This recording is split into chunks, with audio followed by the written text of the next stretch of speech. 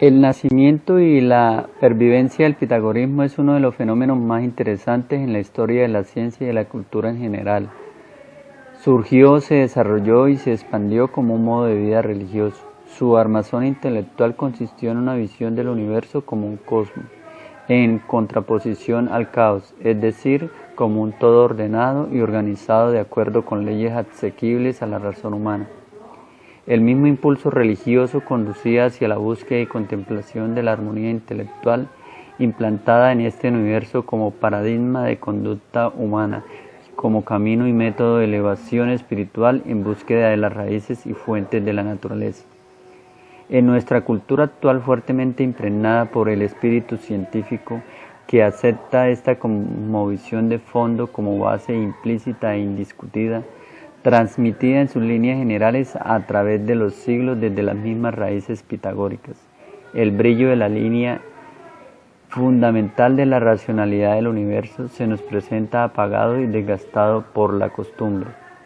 La armonía de las esferas no es para nosotros más que el constante ruido del fondo que escuchamos en nuestro quehacer racional.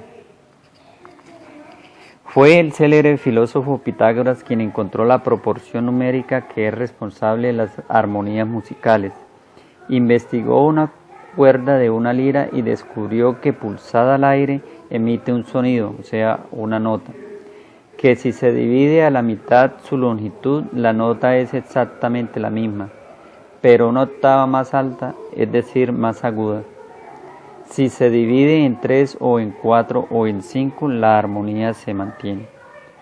Paralelamente pudo observar que si la cuerda se divide en fracciones que no son simples, el sonido que produce es disonante con los anteriores, es decir, se rompe la armonía. Fue un hallazgo revolucionario.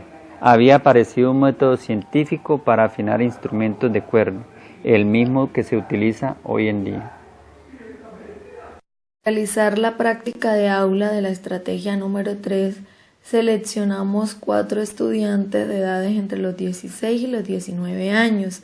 Antes de iniciar la actividad práctica, pues realizamos un pequeño conversatorio con los estudiantes para conocernos un poco. La actividad se llevó a cabo a partir del desarrollo de 3 momentos. El momento 1, que lo llamamos momento de exploración, el momento 2, estructuración y práctica, y por último, el momento 3, momento de transferencia.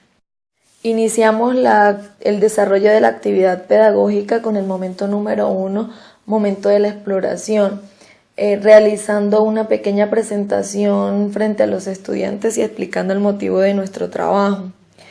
Seguidamente hicimos un cuestionario con los chicos para identificar cuáles eran sus presaberes en cuanto a la música. Se les preguntó si les gustaba la música, si tocaban algún instrumento musical o si les gustaría tocar alguno, cuál sería ese instrumento que les gustaría tocar y por qué. Además, se les preguntó si conocían las notas musicales y cuáles eran estas notas. Los chicos manifestaron que les gustaba la música, 3 de ellos se identificaban con ella, 1 manifestó no gustarle la música. Ninguno de los estudiantes afirmó que sabía tocar un instrumento musical, pero que sí les gustaría aprender a tocar guitarra, uno piano y el otro tambora. 2 de los 4 estudiantes no conocen las notas musicales, entonces pues podíamos concluir que la mayoría de los estudiantes con los que íbamos a trabajar pues no tenían de pronto una noción sobre música y podríamos realizar el trabajo que teníamos planteado con la actividad pedagógica. Al pasar a la práctica con los chicos, tomamos la guitarra e hicimos sonar 2 veces la nota do. en la misma altura pero en diferente posición de la guitarra. En este momento, algunos de ellos clasificaron los tonos en decir que eran iguales y otros que eran diferentes. Es decir, unos decían, el primer do sonado en la guitarra es el mismo do que suena la segunda vez. Está bien que era en diferente posición, pero en altura eran iguales o equivalentes. Y así pasó con los demás tonos. Podemos decir que los estudiantes, sin tener conocimiento acerca de los conceptos científicos, clasificaron de manera equivalente. Do equivale a do, cumpliendo así la propiedad reflexiva. El primer do equivale al segundo do, entonces el segundo do equivale al primer do, cumpliendo la propiedad simétrica.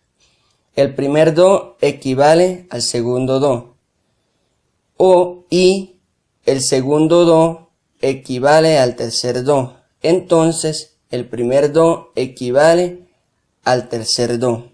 Se cumple la transitiva. Para el segundo ejercicio, sonaron dos notas iguales, mi y mi, pero en diferente altura, es decir, la tónica y la octava. Aquí compararon diciendo que la tónica era la grave y la octava la aguda. Además agregaron diciendo que la aguda era una nota más alta que la grave. En otro ejercicio se les mostraron dos tonos diferentes, do y sol, e hicieron comparaciones al afirmar que el sol era una nota más alta que el do. No todos dijeron lo mismo, algunos comentaron lo contrario, y de la misma manera se hizo con otros tonos. De aquí se puede concluir que los chicos, sin saber, compararon de la siguiente forma de acuerdo a los conceptos científicos de Mosterin. Do es menor que sol, entonces no podemos decir que sol es menor que do. Aquí se cumple la propiedad asimétrica. Do es menor que sol y sol es menor que la, entonces do es menor que la. Se cumple la transitiva. Do es menor que sol o sol es menor que do y sol o sol es equivalente a do. Aquí no se cumple la conectada, porque si decimos que do es menor que sol, no podemos ir a luego decir que sol es equivalente a do. En un tercer ejercicio, los estudiantes pudieron ordenar de la siguiente manera. Se les mostró dos tonos, re y la, donde dos estudiantes afirmaron que el primer tono, o sea re, era menor en cuanto a su altura que el segundo, la, y los otros dos opinaron lo contrario. De esta forma, ellos ordenaron en menores y mayores. De esto podemos decir que se cumple una propiedad. Re es equivalente a la. Entonces, la función de re es igual a la función de la. Esta es la propiedad que no cumple. La que cumple es la siguiente. Re es menor que la. Entonces, la función de re es menor a la función de la. Aquí sí la cumple porque re es menor que la. Y entonces la función de re siempre irá a ser menor que la función de la. Como conclusión, podemos decir que los estudiantes y muchas personas clasificamos, comparamos y ordenamos todo lo medible con el total desconocimiento de que las matemáticas están inmersas en todo lo que vemos, lo que escuchamos y lo que hablamos. Es curioso escuchar a quienes dicen que odian o no entienden las matemáticas, cuando en realidad todo lo que hacen está relacionado con los números. Con la práctica de aula, pudimos conocer un poco más sobre cómo la música está compuesta por las matemáticas y cómo los chicos trabajaron conceptos científicos sin ellos saberlo.